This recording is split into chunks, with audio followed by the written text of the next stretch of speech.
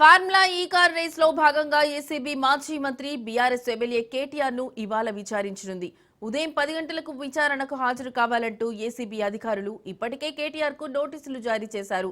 మరోవైపు తనపై ఏసీబీ నమోదు చేసిన ఎఫ్ఐఆర్ ను క్వాష్ చేయాలంటూ కేటీఆర్ హైకోర్టును ఆశ్రయించారు. ఈ పిటిషన్ పై తీర్పును హైకోర్టు రిజర్వ్ చేసింది. తీర్పు ప్రకటించే వరకు కేటీఆర్ ను అరెస్ట్ చేయవద్దని ఆదేశించింది. అయితే విచారణ కొనసాగించవచ్చని తెలిపింది. ఈ నేపథ్యంలోనే కేటీఆర్ ను విచారణకు రావాల్సిందిగా ఏసీబీ నోటీసులు ఇచ్చింది. దీంతో ఈ రోజు జరగనున్న పరిణామాలపై ఉత్కంఠ నెలకొంది.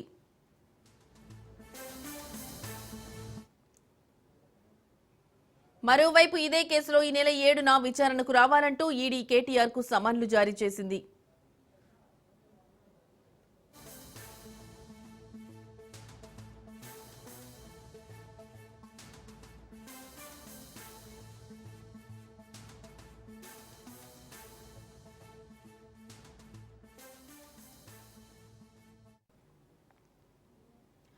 ఫార్ములా ఈ కార్ రేస్ లో భాగంగా ఏసీబీ మాజీ మంత్రి బీఆర్ఎస్ ఎమ్మెల్యే కేటీఆర్ ను ఇవాళ విచారించనుంది. ఉదయం 10 గంటలకు విచారణకు హాజరు కావాలంటూ ఏసీబీ అధికారులు ఇప్పటికే కేటీఆర్ కు నోటీసులు జారీ చేశారు. ఇక ఇదే అంశానికి సంబంధించిన మరింత సమాచారం మా ప్రతినిధి పవన్ ఫోన్ లో అందిస్తారు. పవన్, చెప్పండి, మీ దగ్గర ఉన్న అప్డేట్స్ ఏంటి? ఫార్ములా ఈ కేసులో హాజరు కావాలంటూ కూడా ఏసీబీ అధికారులు కేటీఆర్ కి నోటీసులు జారీ చేశారు. ఈ రోజు ఏసీబీ కార్యాలయంలో హాజరు కావాలని చెప్పి కూడా నోటీసులో పేర్కొన్నారు. మొత్తానికి చూస్తే మాత్రం 10 గంటలకు విచారణకు హాజరు కావాలంటూ కూడా ఏసీబీ అధికారులు నోటీసులో పేర్కొన్నారు. అయితే ఏసీబీ విచారణకు హాజరు అవుతారా లేదా అనేది మాత్రము వేచాల్సిన పరిస్థితి కూడా కనిపిస్తుంది.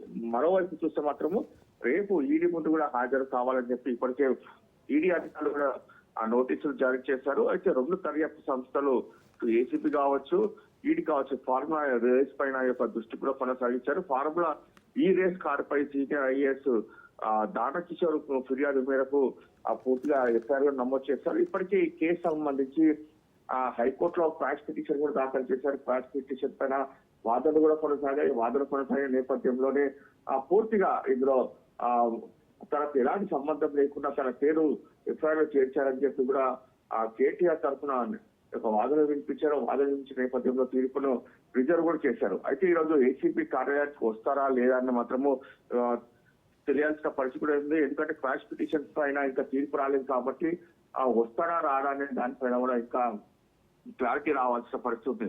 అయితే ఇందులో ఎఫ్ఐఆర్ లో A1 కేటీఆర్, A2గా ఐఏఎస్ అరవింద్ కుమార్ తో పాటు A3గా బిఎల్ అనే పేరు కూడా ఇప్పటికే నమోదు చేస్తారు. అయితే ఈడీ సైతం కూడా ఈసీఆర్ కూడా నమోదు చేసింది. మొత్తానికి దర్యాప్తు కూడా వేగవంతం చేశారు.